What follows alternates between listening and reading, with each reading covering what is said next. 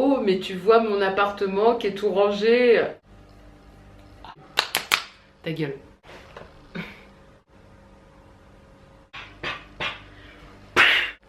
Salut à tous. Non, la vraie question c'est est-ce que je vis bien le fait que mon appartement soit autant rangé? C'est-à-dire que les tiroirs sont vides, enfin c'est ultra angoissant. Non, je vais pas mentir, là dans la vie de tous les jours, depuis quelques jours, je suis genre, mais c'est un peu trop, tu vois, je suis un peu trop fière. C'est, ouais, mon appartement est rangé, j'ai limite envie d'appeler tous mes potes et faire, viens chez moi, regarde, c'est beau, c'est... Regarde mon gros phallus rangé, quoi, il est propre, il est net, il est... J'ai tout astiqué ma grosse bite d'appartement. Mais une fois que le petit trip de rangement sera passé, qu'est-ce que je vais faire dans ma vie, quoi? Faire des DIY, mettre des photos dans des cadres, enfin non, ça va pas. Faut faire ça quand même. On va parler un peu d'un concept aussi aujourd'hui.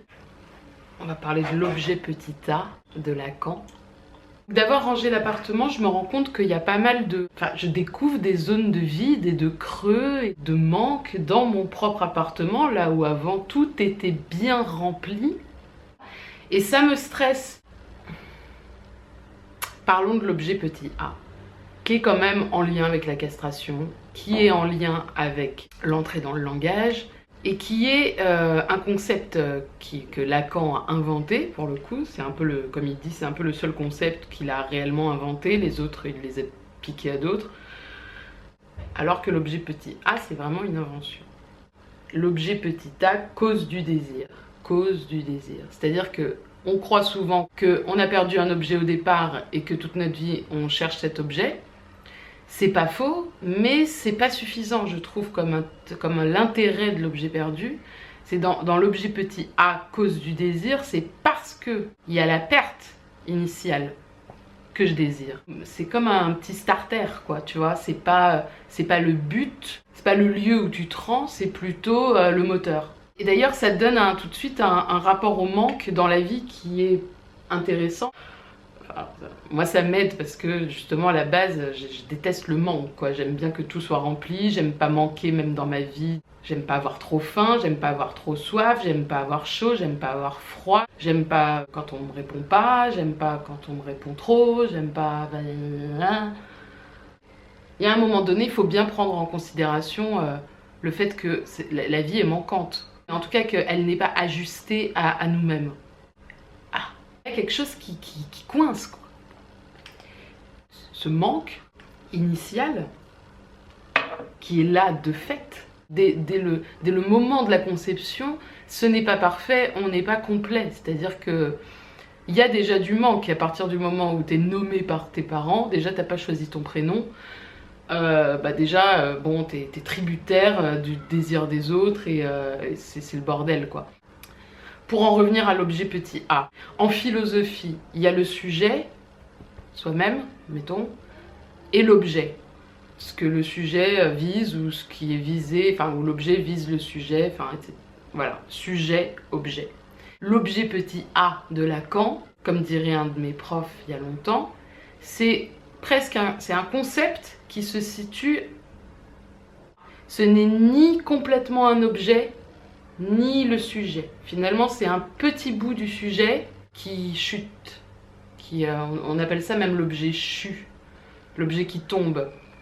Et c'est conceptuel, hein, évidemment, il n'y a pas... Mais presque dans le cordon ombilical, il y a déjà un petit peu ce truc de...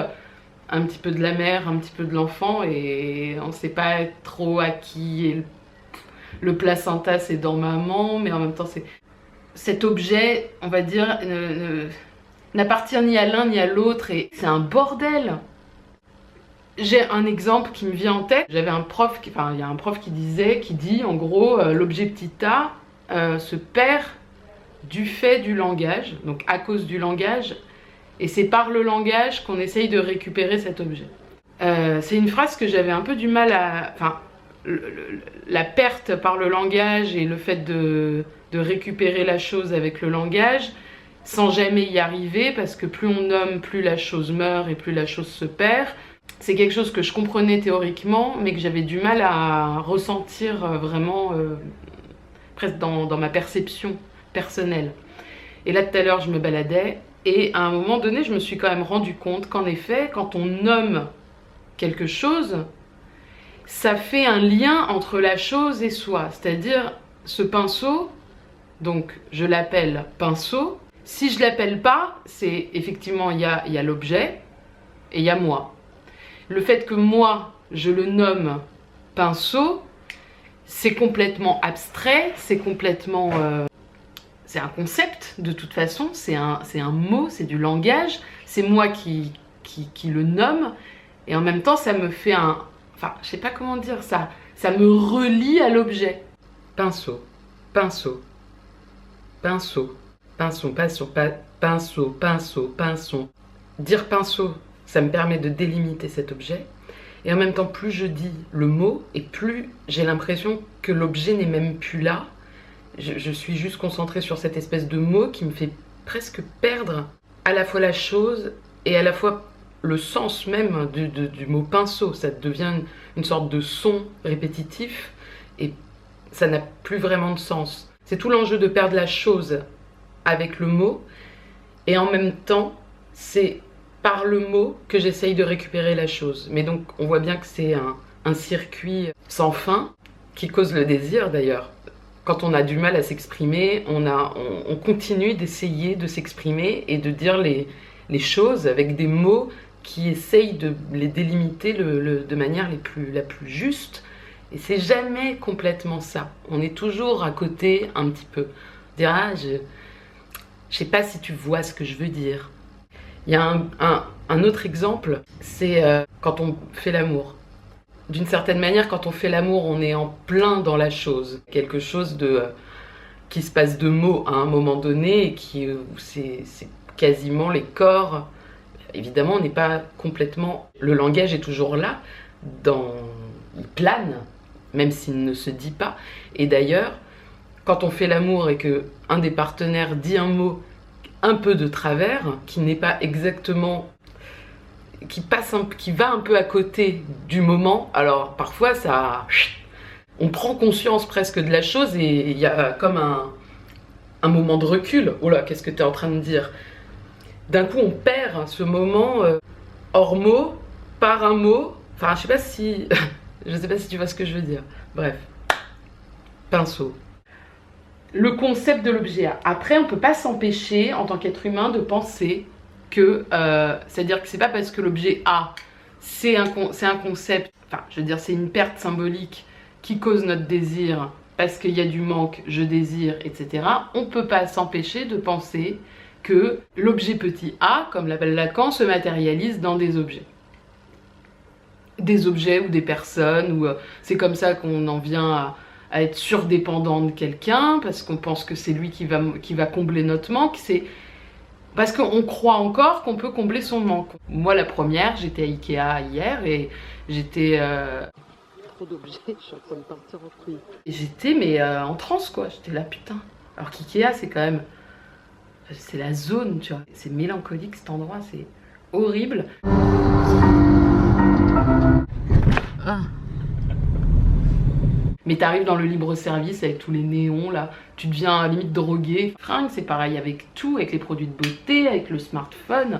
Le smartphone étant quand même un ersatz d'objet A, quand même de ouf quoi. C'est-à-dire que le truc, tu l'as dans la main quasiment toute la journée, les gens mangent limite leur smartphone. Enfin, je regarde tout le temps mon smartphone, des fois pour rien, des fois pour...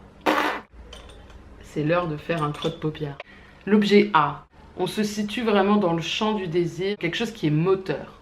En revanche, quand on n'a pas conscience, ou qu'on est trop dans la croyance plutôt, qu'on peut récupérer cet objet, comme si on l'avait eu au départ, alors qu'au final on l'a jamais eu.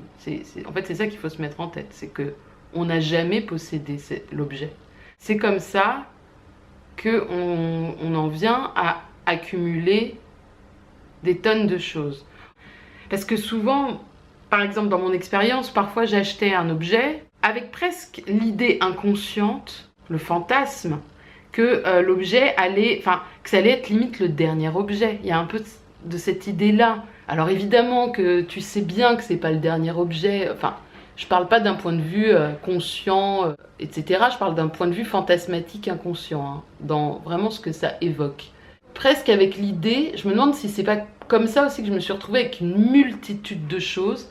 C'est comme si à chaque achat un peu emballé, un peu ah ouais, je me disais pas inconsciemment cet objet est le dernier objet. J'ai trouvé l'objet. Cet objet va combler tous mes trous, tu vois. Un truc un peu de cet ordre-là, voire me faire pousser des choses.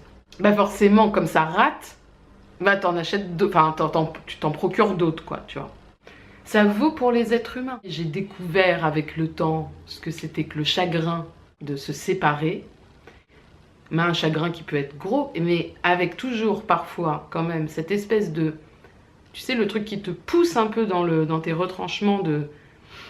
C'est plus vraiment du chagrin, ça ressemble presque à du désespoir. Cet objet que j'ai perdu était le tout de ma vie. Non, c'est pas vrai. On va conclure là-dessus. Et c'est tout le rapport d'ailleurs entre le sujet et l'objet, et entre la passivité et l'activité.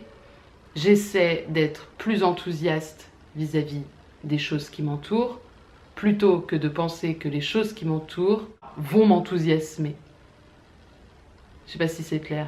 Plutôt que de penser que c'est la chose qui m'anime et me rend heureuse, je suis heureuse de connaître cette chose. Être acteur, quoi.